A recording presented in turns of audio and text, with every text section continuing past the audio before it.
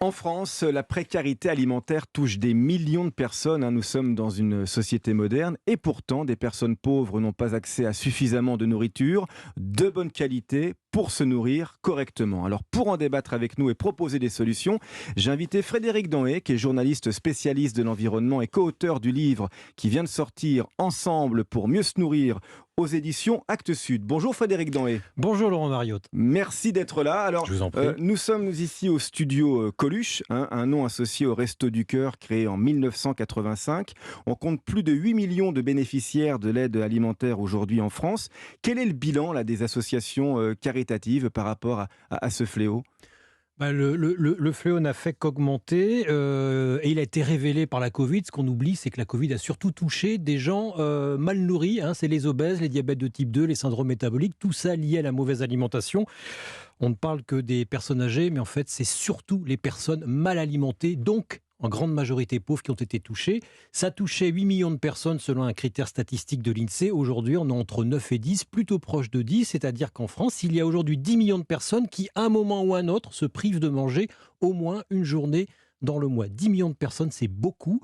Et sur ces 10 millions de personnes, il y en a entre 3 et 4 pour qui c'est pas une journée, c'est une semaine, c'est 15 jours. Oui. Et ils ont à la fin du mois moins d'1 € par jour pour manger par personne. Moins d'1 € par jour pour manger. C'est quoi le minimum pour manger dignement par jour en fait ?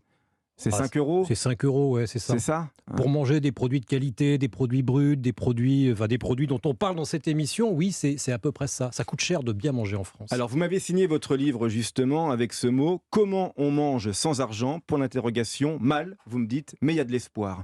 Alors, il est de quel côté l'espoir ? Comment on fait pour que les gens, effectivement, puissent manger les produits bruts dont on parle, dont vous parlez aussi ? Il faut qu'ils cuisinent peut-être déjà, Ouais, mais ils n'ont pas tous accès à des cuisines ?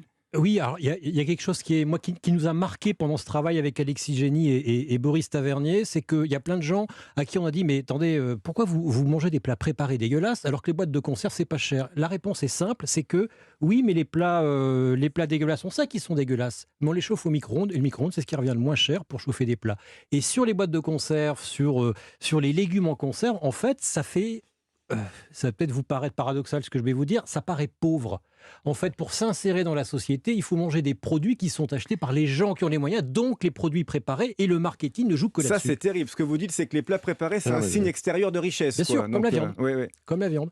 Comme la viande. Et vous avez des gens qui, par exemple, devraient se passer de viande parce que ça leur coûte trop cher dans leur budget, mais avoir de la viande, avoir encore les moyens d'acheter de la viande, c'est dire qu'on a encore un peu de sous. Et c'est pour ça que le discours vegan, le discours végétarien passe aussi mal, notamment dans les quartiers, parce que la viande, c'est un marqueur, non pas de richesse, mais on est encore au-dessus de la misère et on ne va pas y basculer.